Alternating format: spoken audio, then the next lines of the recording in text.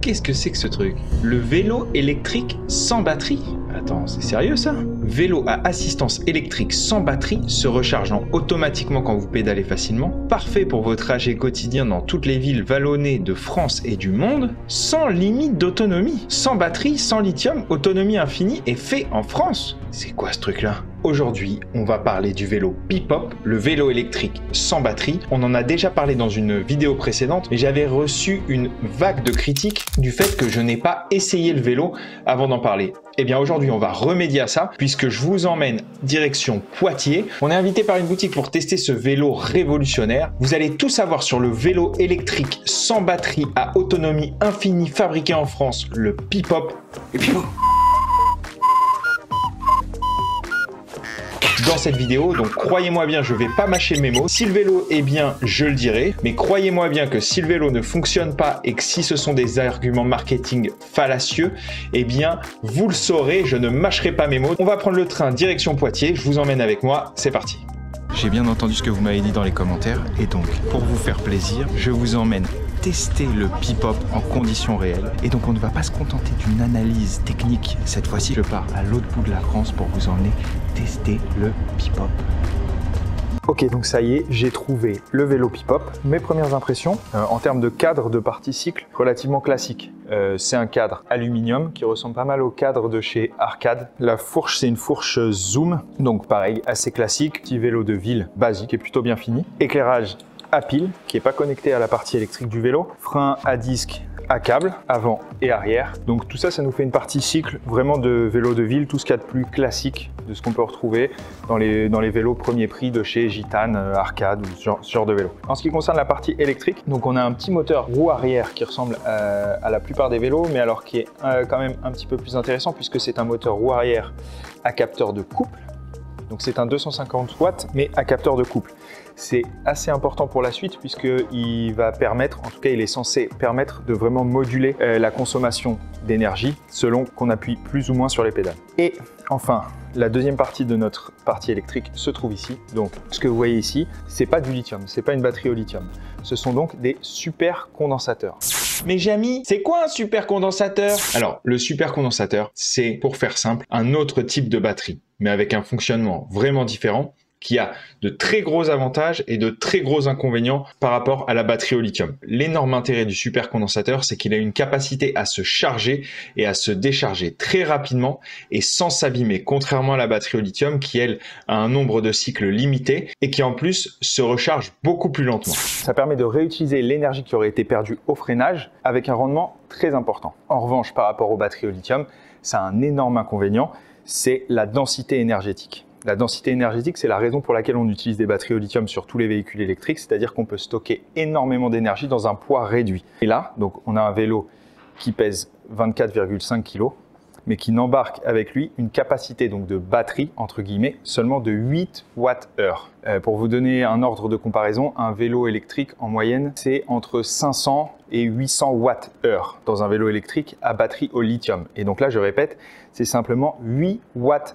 Donc on a une très faible capacité de stockage, mais dans le fonctionnement, c'est censé ne pas poser problème puisque le principe du vélo, ce n'est pas d'emmener de l'énergie avec nous, mais simplement de pouvoir réutiliser notre propre énergie pendant l'utilisation. Donc le principe est simple, on part. Donc là, je vais l'allumer, on a un petit display où tout se fait automatiquement. Donc là, on va partir avec le vélo qui est quasiment déchargé, il est qu'à 13% de batterie. Et donc le principe, c'est que quand je vais commencer à pédaler, dès que je vais freiner ou que je vais pédaler sur du plat un peu facilement, le moteur va automatiquement, sans que je n'ai rien à faire, choisir de recharger la batterie pour pouvoir ensuite me la restituer dès que j'en aurai besoin, à savoir au démarrage et dans les côtes. On va monter sur le vélo et je vais vous donner mon ressenti, vous dire si d'après moi ça fonctionne bien, si c'est utile, si c'est inutile, si vraiment ça m'apporte de l'énergie, si on peut vraiment appeler ça un vélo à assistance électrique ou si c'est plutôt gadget. On va voir ça tout de suite ensemble, c'est parti.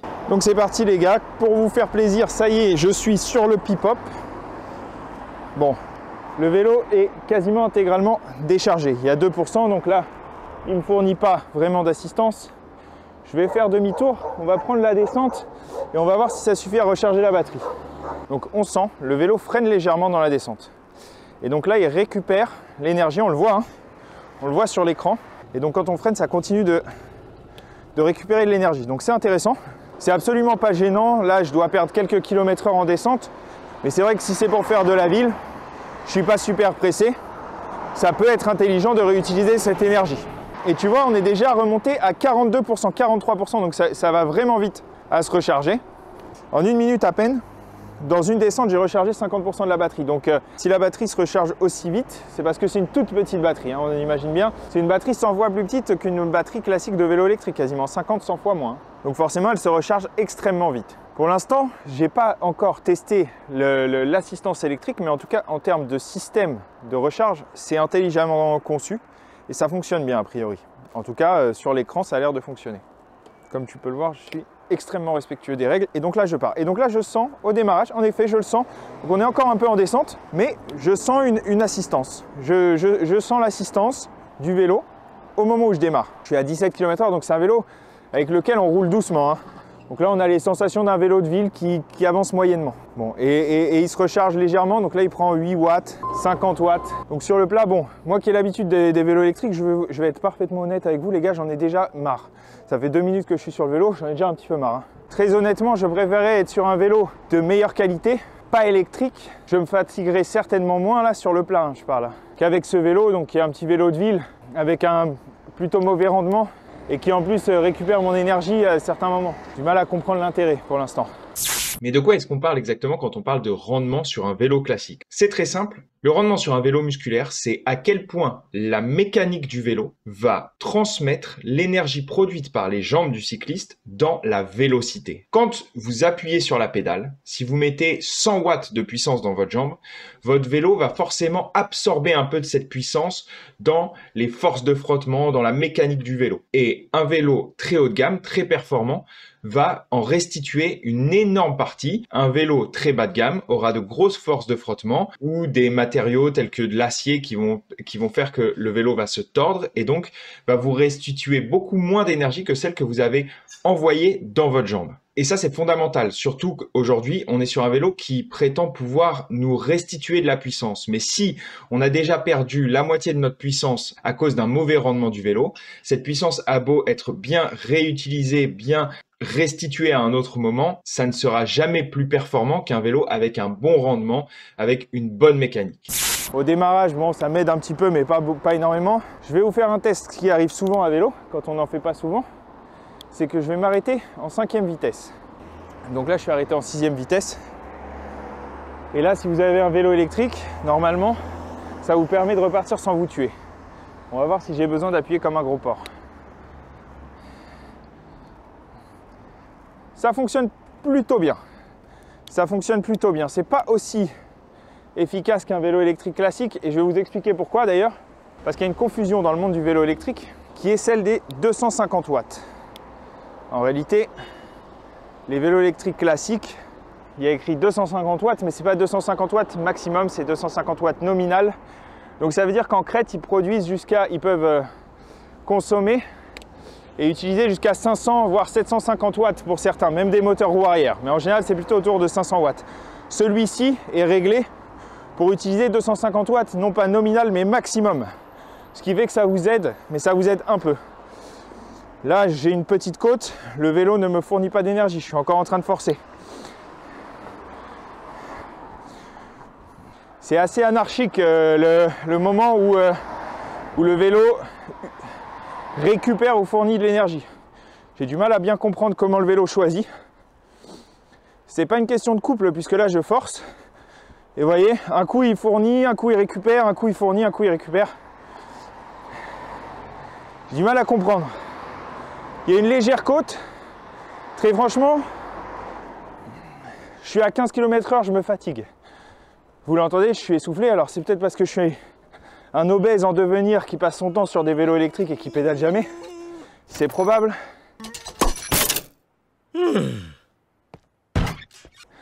En attendant, je ne suis pas non plus un vieillard. Et comme vous pouvez l'entendre, je suis en train de m'essouffler sur ce vélo qui me fournit là laborieusement 95 watts maintenant qu'il l'a décidé, de façon tout à fait aléatoire. Bon, j'avoue que je suis parti avec des a priori légèrement négatifs sur ce vélo, mais très honnêtement, si le vélo m'avait fait mentir, je vous l'aurais dit, avec grand plaisir. Là, ça confirme exactement ce que je me disais. C'est-à-dire que, en fait, c'est un espèce de gadget qui va vous permettre au démarrage d'avoir un petit sentiment de poussée et de vous faire croire que vous avez un moteur. Mais en fait, il n'y a rien. Il n'y a rien du tout. J'essaye de pédaler, le vélo ne m'aide pas. Je vais être crevé là, je suis crevé. Je suis à 8 km/h, j'arrive plus à avancer. Pipop n'a pas réussi à vaincre les lois de la physique sans embarquer d'énergie avec nous. Et bien évidemment, on se fatigue tout autant que sur un vélo normal.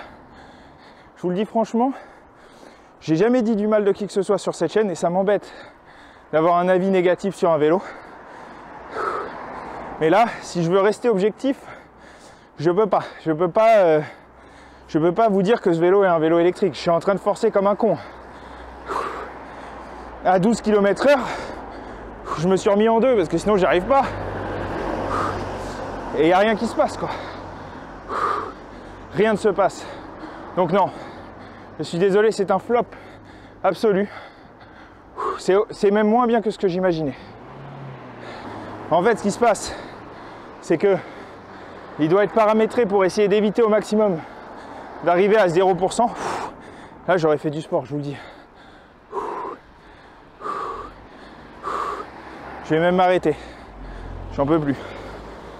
Ok. Donc je me suis arrêté parce que j'arrivais plus trop à parler à cause de la côte. Donc ça a bien monté. Le vélo donc est passé de 50 à 17% de batterie. Et donc je pense, mon analyse dans le fonctionnement du vélo, c'est que le vélo doit être paramétré pour essayer au maximum de ne pas descendre à 0%. Mais 8 Wh en consommation à 250 watts, je pense que ça doit partir extrêmement vite. Quelle distance peut réellement parcourir le Pipop lorsqu'on lui demande de nous fournir 250 watts en continu, par exemple, dans une côte? Donc, comme on est en 2024, ce n'est pas à Jamy que je vais demander de me faire la démonstration, mais bien à mon ami ChatGPT qui va nous aider dans les calculs d'autonomie. Mon vélo électrique a une capacité de 8 Wh. Si je roule à 20 km/h en consommant 250 watts, quelle distance vais-je pouvoir parcourir? Alors, si ton vélo électrique consomme 250 watts et que tu as une batterie de 8 Wh, 8 divisé par 250, ça fait 0,032 heures.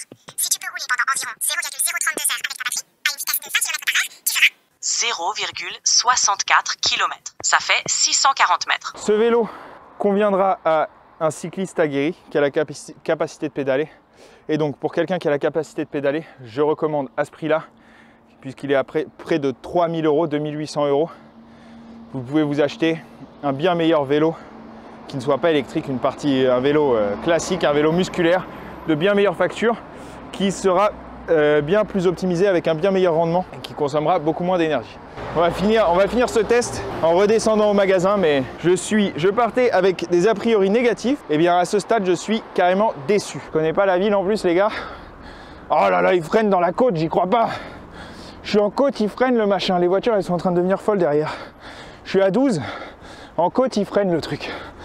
Ouf, bon, ça y est, je suis arrivé au bout avec le vélo. J'ai dû forcer comme un bœuf, donc la batterie s'est rechargée. C'est normal puisque j'ai dû forcer comme un bœuf. Donc, comme on s'en doutait, le vélo n'apporte aucune énergie extérieure. Maintenant, la promesse, c'était une optimisation de l'utilisation de l'énergie selon l'étape du parcours. Pour le démarrage, ça fonctionne. Pour les démarrages au feu rouge, c'est plutôt fonctionnel. Au moment du démarrage, on a un coup de boost qui permet de repartir plus facilement. En ce qui concerne les côtes, le vélo est totalement inefficace. Au-delà de 11 km/h, le vélo se recharge, se décharge de façon totalement anarchique. Donc je dois bien plus forcer que sur un vélo classique. Ce n'est pas un vélo électrique puisqu'il n'embarque absolument aucune énergie, donc ne permet pas d'avoir une assistance électrique. Et au niveau de la réutilisation de l'énergie, pour moi, le système n'est pas au point. Et de toute manière, pour conclure, sur un vélo avec une conception, une partie cycle d'aussi faible qualité, la perte en rendement en comparaison avec un vélo haut de gamme ne sera jamais compensée par l'optimisation et la réutilisation de l'énergie. Voilà ma conclusion. Un grand merci à la boutique La Cyclerie Café de m'avoir accueilli et de m'avoir prêté ce vélo. Si vous voulez venir essayer le Pipop et vous faire une idée par vous-même pour savoir si je vous dis que des conneries, et ben vous pouvez le faire. Ils vous accueilleront avec grand plaisir et vous allez voir s'ils sont super sympas. Vous pouvez même venir boire un café, c'est à Poitiers. Je vous mets les infos dans la description. La Cyclerie Café, un grand merci à vous pour l'accueil. Pas convaincu du vélo, mais enfin convaincu de votre boutique si vous voulez avoir des infos sur les vélos. Ils sont super sympas et le café est très bon. Merci à tous d'avoir regardé cette vidéo. Je vous dis à la prochaine. Ciao.